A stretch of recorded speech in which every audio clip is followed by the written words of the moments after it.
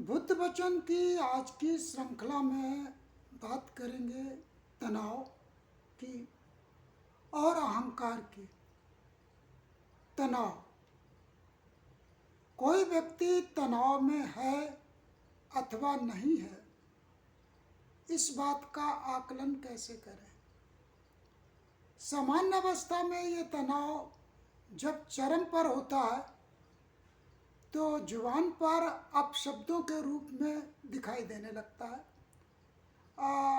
कई बार इसके कारण चेहरे पर झुलझुलाहट भी दिखाई देती है। ये सारी चीज़ें तनाव की चरम अवस्था है।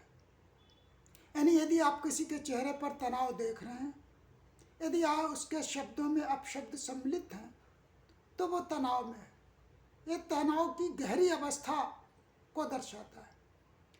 सामान्य तनाव को कैसे देखें? तो सामान्य रूप में तनाव को देखने का तरीका यही होता है कि क्या आप अपने सांसों को देख पा रहे हैं, महसूस कर पा रहे हैं। सांस आपके शरीर में कहाँ कहाँ जा रही है, क्या आपको उसकी अनुभूति हो पा रही है? क्या आपके शरीर में जो रक्त का संचार हो रहा है उसको आप महसूस कर पा रहे हैं?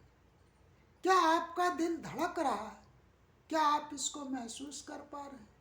यदि ये सब आप कर पा रहे हैं तो आप तनाव में नहीं। यदि आप अपने सांसों का आना और जाना ही नहीं पता लग रहा है, दिल की धड़कन का पता नहीं लग रहा, शरीर में रक्त संचार हो रहा है, नसों में खून बह रहा है, उसका आपको आभास नहीं हो रहा है, तो तनाव है। इसी तरह से जो तंत्रिका तंत्र में संवेदना है, कहीं पर कोई कुछ चुभता है, कोई कीड़ा काटता है, उसकी आपको अनुभूति नहीं होती, तो आप तनाव में हैं।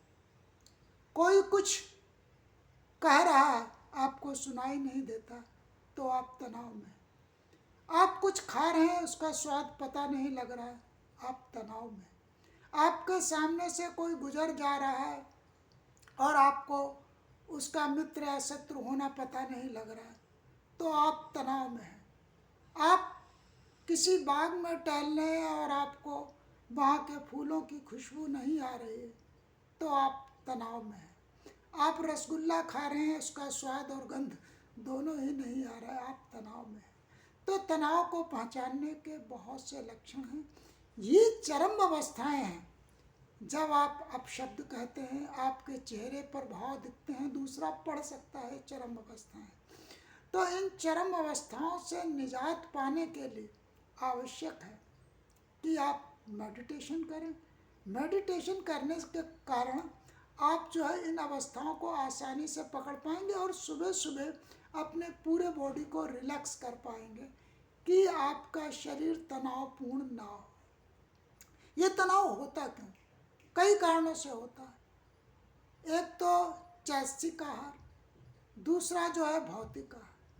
भौतिक आहार में आप जो भोजन ग्रहण करते हैं या जो भोजन आपको ग्रहण कराया जाता है, यदि खाते ही समय उसमें आनंद ना आकर पसीना आता है, कुछ बेस्वाद लगता है, तो ये जो है कहीं ना कहीं आपके शरीर में तनाव ही पैदा करेगा। इसके अलावा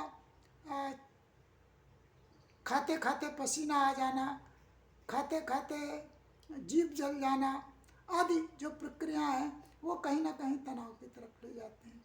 इस तरह से फिर आते हैं चैतसिक तनाव की तरफ। लोभ, लालच, अहंकार आदि, प्रतियोगिता, ये सब तनाव पैदा करते हैं। प्रेम, वासना आदि जितने ये चैतसिक विकार कहे गए हैं, ये भी तनाव पैदा करते हैं जो समाज में प्रतियोगिता से आते हैं। तो अहंकार का प्रदर्शन चरम अवस्था है। प्रतियोगिता में दूसरे को हरा देने की लालसा, लोलुपता ये सब जो है तनाव की उच्च अवस्थाएं हैं जो दिखाई देती हैं। इसके कारण समाज में असंतुलन पैदा होता है, और वो असंतुलन इस कदर का होता है कि दूसरे की आवश्यकता को ना समझते हुए फिर भी हम लूट की तरफ बढ़ जाते हैं। हमारे पास खाने का प्राप्त है, अगले के पास खाने को नहीं है, और हम जानते भी हैं, फिर भी हम राशन की दुकान से अपने हिस्से का राशन या उससे अधिक मिल जाए राशन ले लेना चाहते हैं। नौकरी में हमसे ज़्यादा नीडी लोग हो सकते हैं, हम उससे उच्च कोटि की नौकरियां कर सकते हैं, हमने उससे अधिक अच्छी नौकरी करने का क्वालिफिकेशन अर्जित कर रखी, फिर भी हम ऐसी नौकरियों की तरफ जल्दबाजी में भाग खड़े होते हैं, कंपटीशन देते हैं और उस नौकरी को पा लेते हैं जिसे हमें करना नहीं।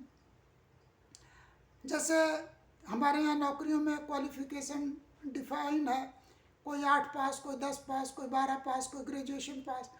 तो अपनी लेवल की नौकरी में कंपटीशन ना करके हम लोअर में जाके कंपटीशन करते हैं, यूजली फाइट करते हैं, तो जो उस एजुकेशन को रखता है उसके लिए हम अवरोध उत्पन्न करते हैं।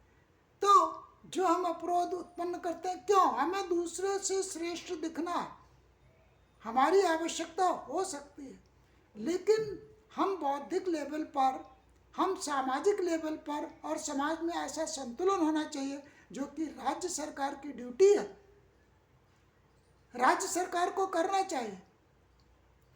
तो इस तरह से भगवान बुद्ध ने तनाव, दुख के जो मूल कारण दिया वो तृष्णा दी। भगवान बुद्ध ने दुख का मूल कारण तृष्णा बताया। मुझे संदेह है लोगों ने जो संकलित करके हमको जो बताया कि दुख का मूल कारण तृष्णा है, वो हमारे पास है। भगवान बुद्ध इतना सूक्ष्म दृष्टि नहीं रखते। भगवान बुद्ध ने केवल दुख का कारण तृष्णा नहीं बताया, क्योंकि दुख के कई कारण हैं। तृष्णा तो एक चैतसिक कारण है जो व्यक्ति के अंदर उत्पन्न होता है, एक कारण है। दूसरा प्राकृतिक कारण हो सकते हैं। प्रकृति में जाड़ा, गर्मी, बरसात आदि मौसम अपना प्रभाव दिखाएंगे, उसके कारण व्यक्ति के पास दुख आना ही आना है। यदि वो मौसम उस तरह से प्रतिकूल ना होता तो व्यक्ति तनाव में नहीं होता। इसी तरह से शासन के द्वारा, प्रशासन के द्वारा दुख दिया जा सकता है, दुख का कारण हो सकता है। तो इस तरह से दुख के 3 कारण हैं, एक कारण नहीं, मात्र तृष्णा नहीं है। जिन लोगों ने संकलित किया वो राज की दबाव में किया, राज को खुश करने के लिए किया, प्रकृति पर उनका बस नहीं चलता था, इसलिए उन्होंने सारी जो है चीज़ों को साइड में करके केवल एक ही बताया, दुख का कारण तृष्णा है। इसलिए जो अभिधम्म में जो दर्शन दिया जाता है महासतिपट्ठान में, बुद्ध वचनों में, बुद्ध के नाम से, उसमें सिर्फ एक ही कारण है, तृष्णा, दुख, जो कि गलत है।